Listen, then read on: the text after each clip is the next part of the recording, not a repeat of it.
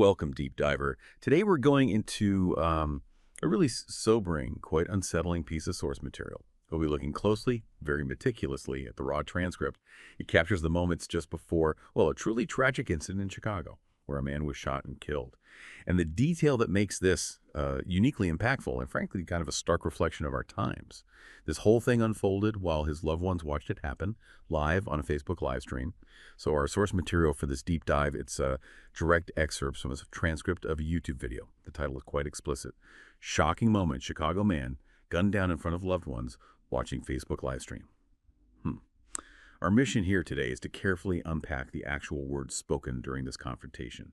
We want to understand the volatile dynamics of that interaction, just as they appear in the transcript, and beyond that, explore what this specific event, especially the fact it was live streamed, tells us about conflict and how it gets documented now in this digital age. We're really talking about a shift, aren't we? From like traditional reporting to something incredibly raw, unfiltered, broadcast in real time. It's like a new kind of digital witnessing, but one with profound implications. For everyone involved, the participants, the remote viewers, the core question we're digging into is, does putting conflict on a digital stage fundamentally change the conflict itself? Okay, let's unpack this. Yeah, and what's immediately striking, I think, when you look at this transcript is how raw it is. You're dropped right into the heart of it. There's no filter. You see the escalation happening almost instantly, just through the words being thrown back and forth. It kicks off with this really aggressive challenge, One voice says, who the is you talking to? You feel me? Like, who the is you talking to for real? Even talking like that be the... From a sociolinguistic viewpoint, that's not just asking a question, it's a direct challenge. Right, a challenge to authority or maybe perceived respect. Exactly. It often triggers this face-saving dynamic. Backing down becomes incredibly hard, especially when you know people are watching, even if you can't see them. That's such a critical point. This isn't just words exchanged on a street corner, it's happening on a live broadcast. Does knowing you're being watched just crank up the pressure? Does it make it harder to de-escalate compared to, say, a private argument? And then it shifts so quickly to this idea of respect or the lack of it. The line, and that's what make a motherfucker we want to get into it with y'all because y'all ain't got no respect. Yeah. It almost sounds like it's framing the whole thing as a public grievance. Yeah. Using that lack of respect to, justify the aggression. That's a really sharp observation. Yes, respects is the word used, but the underlying dynamic, it often slides towards dominance, asserting control, and the transcript shows it escalates fast. From words to almost like inviting a physical fight. You see these repeated challenges. What's up, bro? What's up? Hell no. Take the heat. What's up? Hell no. From a conflict dynamics angle, that's pure challenge response. Repeating, what's up, bro, isn't casual. It's a direct, escalating dare, pushing the other person. Yeah, daring them to cross a line.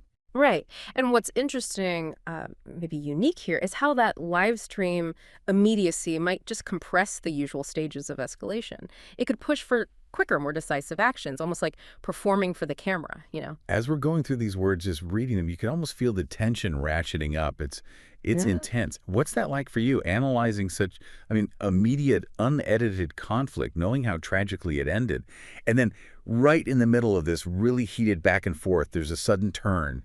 Someone mentions getting help, external intervention. One voice says, I got a police, and then repeats it, I got a police, you good? And someone else said, they call him now bro.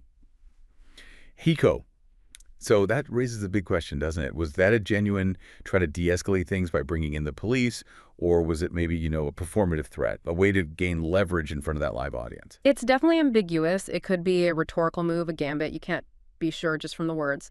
But dropping law enforcement into such a charged sort of self-contained conflict, that's fascinating. It introduces this external factor. Right, it briefly breaks the dynamic. It does. It hints at bigger systemic consequences beyond just the immediate argument.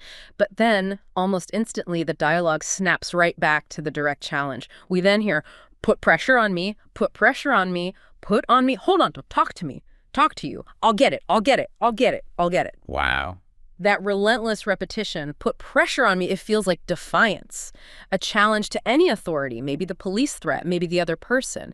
It's like an active refusal to back down in this high-stakes verbal battle. A kind of desperate assertion of control. Possibly. A calculated, maybe desperate attempt to show agency, even as things are clearly spiraling, almost like inviting the final confrontation right there for the audience. And those final words, I'll get it, I'll get it.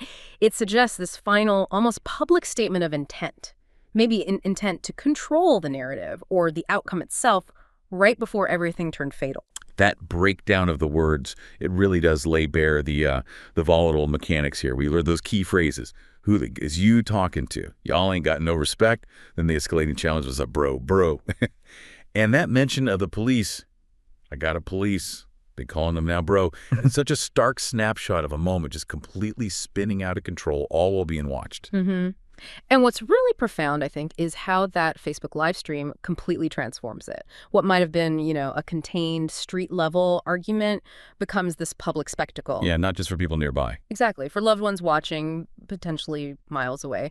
And eventually, for anyone stumbling across the video online, it just highlights how technology now captures and spreads these incredibly raw moments of human conflict, of tragedy in real time. It forces us, I think, to consider what it means to be an immediate witness, but remotely, watching violence escalate. It kind of pushes us past just being observers. We become part of this implicit audience to a real-life tragedy unfolding live. So that leaves us with a pretty heavy final thought, doesn't it?